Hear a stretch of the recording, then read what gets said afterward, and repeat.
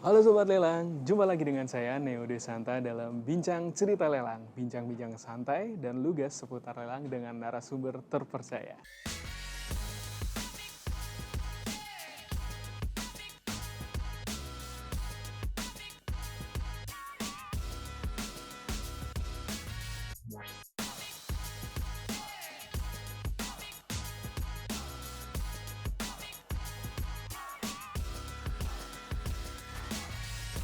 Nah, BCL kali ini bertepatan di bulan suci Ramadan 1445 Hijriah. Maka dari itu kami mengucapkan selamat menjalankan ibadah puasa untuk seluruh sobat lelang yang menjalankannya. Semoga kita mendapatkan rahmat dan berkah selama bulan Ramadan ini. BCL kali ini sudah masuk ke episode ke-6, di mana kali ini topik yang akan kita bahas adalah seputar dunia lelang, mulai dari sejarah, kinerja, peran dan kontribusi hingga peringatan 116 tahun lelang Indonesia. Telah hadir narasumber yang sangat-sangat luar biasa di studio BCL, who doesn't need any introduction, it's none other than Direktur Lelang Direktorat Jenderal Kekayaan Negara, Bapak Tavianto Nugroho. Selamat datang Bapak, selamat datang di studio BCL. Terima kasih Mas Neo. Bagaimana Pak kabarnya hari ini? Kabar baik, tetap semangat. Luar biasa. Puasanya masih aman Pak? Aman. Alhamdulillah. Terima kasih Bapak atas kesediaannya telah hadir di BCL episode ke-6 kali ini.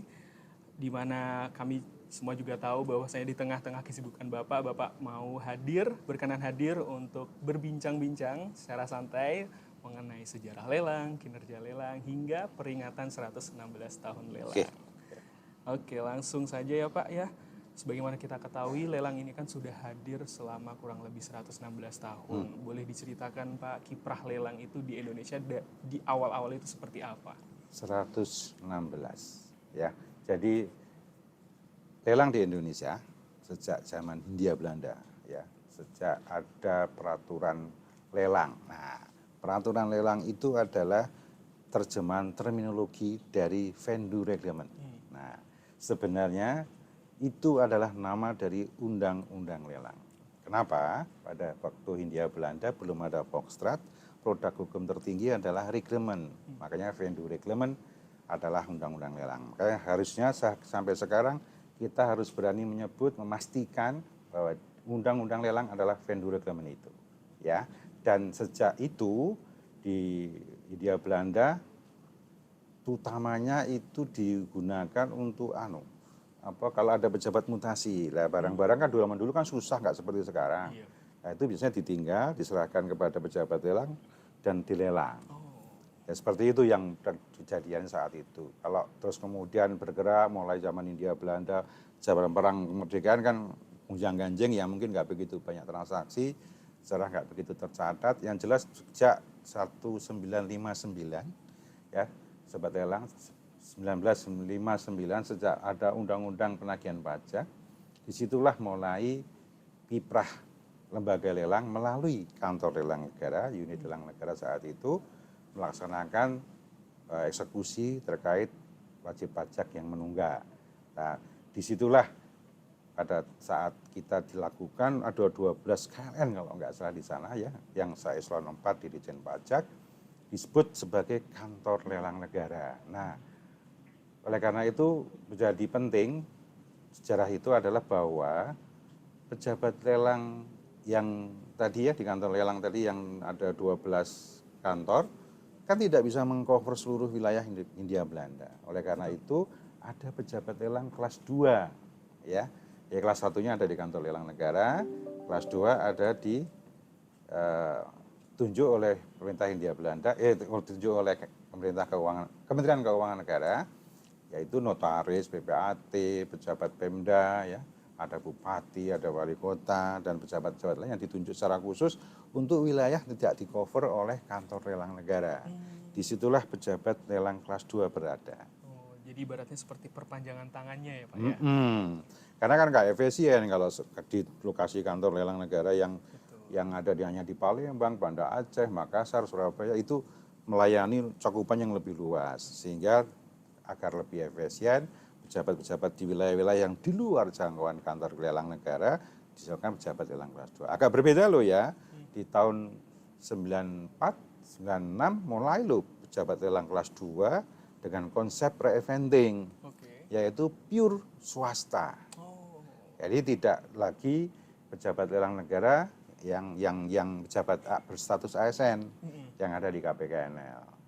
Dan kalau kita bicara sejarahnya ya Pak, itu dari mulai pajak itu kan kita masuk tahun 90 ya, terus kemudian masuk ke BUPN, ya, menjadi BUPLN, kemudian Sorry kita, nih Pak, BUPLN ini singkatannya apa nih Pak? Badan Urusan Piutang dan Lelang Negara. Jadi dulu kita ngurusin itu. Di operasionalnya ada KP3N dan KLN. Terus jadi satu menjadi KP2LN. Terus pada saat kemudian dari B menjadi DC, ya. Kemudian tahun 2006 menjadi DJKN, ya. Sejak ada kekayaan negara dimasukkan. Dan kantor lelang negara berubah nomenklatur menjadi KPKNL saat ini. Jadi kantor-kantor yang ada di daerah-daerah, unit vertikal dari DJKN itu namanya KPKNL gitu ya? Ya, KPKNL, dan itu adalah kantor lelang yang disebut dalam peraturan perundang-undangan. Baik, Pak. Ngomong-ngomong nih Pak soal kinerja lelang nih Pak, boleh diceritakan bagaimana performance dari lelang ini dalam mendukung, menyokong perekonomian negara? Oke, kalau angka-angka ya, kita bermain di angka, pokok lelang, kalau kita bicara kinerja lelang itu pokok lelang tahun kemarin 2023 kita mendapatkan 44,34 triliun. Ya, kemudian ada PNBP lelang sendiri ada 974 lebih miliar. Jadi cukup besar sekali, karena kalau kemarin sempat kita hitung-hitung Rp1 operasional untuk layanan lelang kita itu dapatkan Rp132. Lumayan itu. Ngomong-ngomong nih Pak, lelang sudah ada 116 tahun. Performance lelang ini dalam mendukung perekonomian negara itu seperti apa Pak? Oke. Di tahun 2023 kita mencapai titik yang menggembirakan banget, bahwa dampak COVID tidak kelihatan dan ternyata kita punya kinerja 44 triliun. Ya. Di situ 20% ada lelang sukarela. Ini teman-teman biasanya sobat lelang masih belum tahu persis itu. 20% atau sekitar 18 triliun itu lelang sukarela. Sisanya dari 45 jenis lelang yang dilaksanakan oleh KPKNL adalah sekitar 35,7 itu dilaksanakan oleh KPKNL, pelelang-pelelang yang ada di KPKNL. Didominasi oleh lelang pasal 6 UHT. Ya, kemudian dilanjutkan dengan lelang rampasan kejaksaan. Itu 2,2 T, sementara dilanjutkan harta pilot 1,8 T.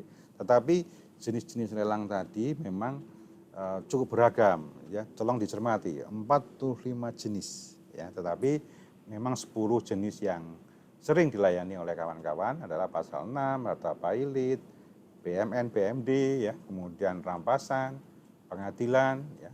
Kemudian dengan bea cukai juga ada, eksekusi pajak, eksekusi PUPN, dan aset-aset atas kelolaan PT BPA.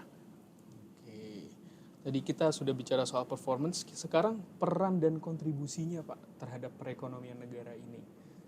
Oke, kalau kontribusi, teman-teman perlu dipahami bahwa memang kantor lelang negara, KPKNL, kawan-kawan pelelang, lembaga lelang di Indonesia masih sangat didominasi terkait penegakan hukum. Tadi kan lelang pasal 6, ini proses dalam penegakan hukum. Terus kemudian juga rampasan, ya, kontribusi perampasan itu kan juga kaitannya dengan lelang-lelang jenis-jenis yang eksekusi, termasuk juga lelang dari pengadilan. Ini cukup besar dan ini terus akan kita jaga agar akuntabilitasnya bisa kita pastikan dijamin 100%. Jadi tidak menimbulkan fraud, tidak menimbulkan masalah. Integritasnya, konsistensi dari para pelelang bisa dijaga dengan modernisasi lelang itu sendiri. Ya, jadi ini menjadi penting, tetapi sekali lagi lelang kita selain budgeter, ya, di angka-angka yang saya sebutkan tadi, PNBP, kalau dirinci lagi itu bisa penerimaan negara. terus kemudian ya berupa biaya lelang ya, Iya. terus kemudian bisa pajak, Oke. BPHTB ke kas daerah, Oke. ya, dan tentunya dengan adanya transaksi lelang itu kan mempengaruhi kinerja ekonomi secara menyeluruh. Oh. Nah, itulah yang kita harapkan bahwa lembaga lelang bisa melakukan kegiatan ekonomi, bagian dari kegiatan ekonomi yang menstimulus berkembangnya ekonomi di Indonesia. Luar biasa. Nah, ngomong-ngomong menstimulus perekonomian nih Pak, tahun 2019 akhir kan kita tahu ada wabah pandemi COVID-19 ya Pak. Dan tahun 2020 pun Indonesia juga sangat-sangat terdampak. Waktu itu Menteri Keuangan Ibu Sri Mulyani juga mencanangkan program pemulihan ekonomi nasional. Ya. Di mana di salah satunya itu adalah kunci dari ekonomi Indonesia itu adalah UMKM, yaitu pemberdayaan UMKM. Nah, yang ingin saya tanyakan ini adalah peran lelang dalam pemberdayaan UMKM itu sejauh apa Pak? Nah, ini jenis layanan extraordinary. Ya, kenapa saya katakan demikian?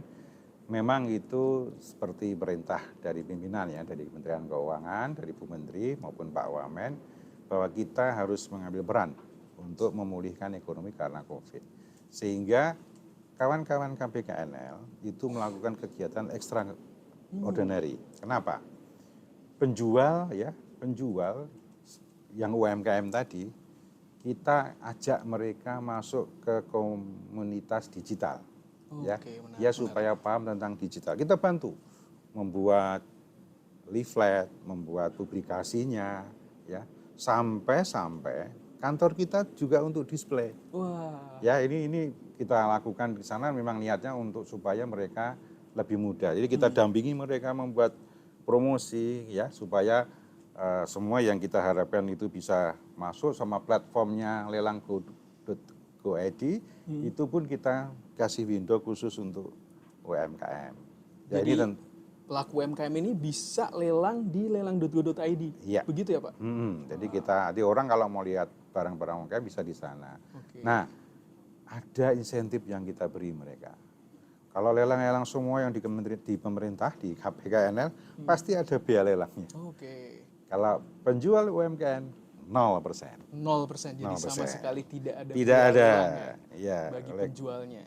Ya, memang tambahan lagi juga uang jaminan. Mudah-mudahan sih pembeli lelang di lelang UMKM etiketnya baik ya, jadi tetap bayar gitu. Betul. Karena kita kan tidak beri sanksi ke mereka. Kita berikan kebebasan tanpa uang jaminan juga. Ya, itulah makanya kita ingin mereka bisa berperan, berkiprah dengan platform lelang kita. Wah, luar biasa nih. Berarti kiprah lelang di Indonesia itu sudah sangat luar biasa, sudah merambah bahkan sampai ke UMKM ya Pak ya. Tentunya ini juga didukung oleh regulasi yang kuat nih Pak. Nah, ngomong-ngomong regulasi ini, perkembangan regulasi terkait lelang itu sudah sejauh apa nih? Kalau regulasi sebenarnya kita pertama jelas ya, peraturan setingkat menteri yang merupakan peraturan pelaksana dari undang-undang lelang yang revenue reglement tadi, kita rapikan, kita perbaiki sesuai dengan kondisinya, mulai kita pilih antara lelang-lelang wajib, ya lelang eksekusi, lelang non eksekusi wajib yang merupakan bagian dari proses bisnis di keuangan negara, penegakan hukum, itu kita pastikan akuntabel. Sementara kita juga kembangkan kawan-kawan yang sukarela, yang swasta, ingin berkiprah, ingin mencari cuan di situ, kita buatkan regulasi supaya mereka bisa menggunakan balai lelang maupun pejabat lelang kelas 2. RUU lelang, nah di 116 ya kalau tahun sekarang ya, itu memang harus kita segera tinggalkan. Sementara ini sebenarnya RUU sudah siap, ya kita sudah siap sampai September kemarin, kita rapat final PAK RUU pelelangan itu sudah selesai. Ya sekarang sedang di Wamen, memang ada arahan khusus untuk Omnibus Law, tapi nanti kita lihat apakah itu bisa. Kelihatannya kami nanti dari DJKN, dari penilaian, dari KN akan lakukan rapat khusus dengan Menteri maupun dan Ibu Menteri maupun Pak Wamen untuk memastikan itu bisa terselenggarakan dengan baik. Dan progresnya kita berharap di tahun 2024 RUU lelang sudah masuk di prolegnas. Oke. Ya harapannya sih, ya ini agak muluk nih, 2025 itu sudah nggak ada peringatan 117. Tahun lelang Indonesia. Nah, tapi sudah menggunakan undang-undang baru. Oke. Ya itu optimis saja kita lihat nanti. Iya. Karena sudah tidak dalam kontrol di JKN ya. Direktorat lelang, tapi sudah politik yang bergerak, yang berjalan sehingga kontrolnya tidak sepenuhnya ada. Tapi kita masih optimis 2025, 2026 mudah-mudahan RUU lelang sudah bisa digulkan dan digunakan untuk pelaksanaan lelang saat ini. Oke, dan menggantikan vendor reclaimment yang sudah 116 tahun Setuju, berlaku. ya. Nah, ngomong-ngomong lagi nih Pak, 116 tahun nih, itu pastinya tentunya bukan waktu yang lama nih Pak. Dari 116... Bukan waktu yang pendek. Oh iya, mohon maaf, bukan waktu yang pendek. Betul sekali. Nah, tentunya dalam memperingati hari lahirnya lelang dengan terundangkannya vendor reclaimment di tahun 1908 itu, tentunya ada sebuah peringatan ya yang sudah direncanakan oleh Direktorat Lelang. Mungkin bisa kalau anak-anak Gen Z sekarang nih Pak, istilahnya itu spill the tea Pak. Jadi kayak dikasih bocoran dikit-dikit nih tentang rencana kegiatannya itu seperti apa. Sapaan pagi tadi bilang semangat untuk memperingati ini kita ajak sobat lelang, utamanya pelaku lelang ya, para pelelang, para kepala KPKNL, dan semua insan yang terlibat dalam lelang ya. Kita ingin momentum Februari ya, kelahiran atau bulan lahir dari lelang itu kita siapkan untuk ada momen diperingati 116 ya. Kita ingin memperingati itu dengan tema tagline yang kita coba tetapkan, temanya modernisasi, regulasi dan layanan lelang menyongsong era industri 5.0 ya. Oke.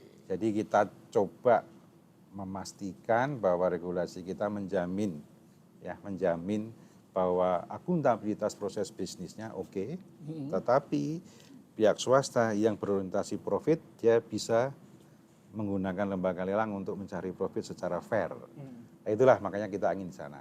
Dengan tagline pasti prosesnya, bagus harganya. Wah, luar biasa nih Pak. Ini kira-kira ada latar belakang pemilihan tema dan tagline itu seperti apa Pak? Ya itu. Tadi saya bilang ya, 4.0, era industri 4.0 ini kita harus terjemahkan dalam peraturan perundangan yang ada. Ya. Memang kita memodernkan proses bisnis kita, tetapi jangan lupa bahwa proses bisnis itu adalah alat. Ya. Alat yang harus digunakan oleh manusia, insan lelang. Utamanya terus terang aja, mohon maaf ini, saya sebut nih pelelang-pelelang kita. Ya. Yang dengan timnya, dengan supportingnya di Kanwil, di kantor pusat, kita ingin membangun bahwa pelaksanaan lelang itu betul-betul akuntabel. Dengan digitalisasi, fraud dan sebagainya kalau memang terjadi, kalau berani dilakukan, pasti akan terdetek. Ya, sehingga harapannya akan nol fraud di tahun 2024 dan seterusnya. Tetapi pihak lain yang menggunakan akan mudah menggunakannya. Ya inilah yang kita akan bangun terus supaya dengan peringatan ini kita bisa memastikan bahwa proses-proses yang kita lakukan modernisasi secara bertahap, berjenjang, ya kita ada melibatkan Direktorat TSI, kita melibatkan Direktorat Hukum Humas, itu yang internal di JKN, Biro Hukum, ya kemudian Sekjen, termasuk yang kementerian lembaga lainnya yang sering kita libatkan, BPN, ya, terima kasih nih, terus kemudian Kumham, ya, MA, itu pihak-pihak yang senantiasa kita ajak diskusi untuk memastikan probis kita itu akuntabel, baik dari ranah perdata, hukumnya, pidananya, ya maupun ekonominya. Nah itulah makanya sekali lagi untuk peringatan 116 kita ingin semangat untuk modernisasi tetap ada, tetapi tetap dijaga akuntabilitasnya tanpa harus mengurangi opportunity swasta menggunakan lembaga lelang untuk mencari profit. Oke. Ya. Luar biasa nih Pak. Untuk rencana kegiatannya nih Pak, kira-kira ada apa aja sih dalam peringatan 116 tahun lelang ini nanti? Oke, kita karena ini tahun politik yang masih tidak gampang kita mengumpulkan orang, tapi kita optimis juga. Kita ingin secara internal kita coba di 1 April nanti kita ada webinar, ya, webinar modernisasi lelang menyongsong era industri 4.0 yang akan diselenggarakan di Jakarta rencana kita. Oke. Mudah-mudahan ini bisa diikuti oleh semua insan lelang, baik yang dari DJKN ya maupun dari balai lelang maupun swasta. Terus kemudian kita ada workshop tentang lelang mempertajam. Jadi gitu yang antara pelaku ya, pejabat lelang kelas 1, kelas 2, balai lelang, pejabat lelang kelas 2, balai lelang dengan pengguna jasa ya supaya nanti mix bisa memisahkan antara lelang wajib dengan lelang sukarela. Dan di acara puncak nanti kita ingin memastikan kita gelar suatu kegiatan apresiasi untuk pelaku-pelaku yang memang menonjol yang perlu kita berikan apresiasi. Dan di sana kita sungguh ingin menyatakan bahwa kami bekerja, ya Direktorat Lelang bekerja tidak sendirian, tetapi didukung banyak pihak. Itulah kami ingin apresiasi dan ingin terus bersinergi memastikan bahwa layanan lelang berjalan dengan baik. Oke, luar biasa nih Pak. Terakhir Pak, pesan untuk seluruh insan lelang atau sobat lelang terkait peringatan kegiatan 116 tahun lelang itu. Monggo Pak. Oh, apa ya pesannya ya? Tetap jaga akuntabilitas, ya. Tetapi bahwa lembaga lelang adalah lembaga penegakan hukum, tetapi juga suatu proses ekonomi bisa memberikan manfaat bagi swasta untuk mencari profit di lembaga lelang itu. Nah, kita jaga regulasi yang menarik, akuntabel, tetapi tetap menjaga bahwa semua orang mudah mengaksesnya, sehingga harapannya transaksi lelang makin baik, makin besar, makin besar. Luar biasa. Itu. Baik Bapak, terima kasih banyak atas kesediaannya di tengah kesibukan dan jadwal Bapak yang tentunya sangat padat, masih berkenan untuk hadir di studio BCL pada episode ke-6 kali ini. Suatu kehormatan untuk saya bisa mendampingi dan bisa berbincang-bincang terkait rencana kegiatan 116 tahun lelang. Dan tentunya untuk sobat lelang jangan lupa bahwasanya nanti pada awal April akan ada kick off di mana ada kegiatan berupa webinar terkait modernisasi layanan webinar modernisasi lelang menyongsong era industri 5.0, kemudian ada workshop yang mempertemukan antara pelaku lelang, baik itu dari pihak penjualnya ya Pak ya, semua pihak lah, stakeholdernya. dan tentunya puncak acara 116 tahun lelang. Terima kasih Bapak atas kesediaannya telah hadir berkenan di tengah-tengah kesibukan dan jadwal yang sangat-sangat padat. Bapak masih berkenan untuk ngobrol bersama kita, membahas soal sejarah lelang hingga peringatan 116 tahun lelang. Terima kasih Bapak, semoga Bapak Tafianto Nugroho diberikan kesehatan dan kelancaran dalam memimpin lelang, institusi lelang di Indonesia ke depannya. Tetap semangat. Tetap semangat dan tentunya Pak. Ya.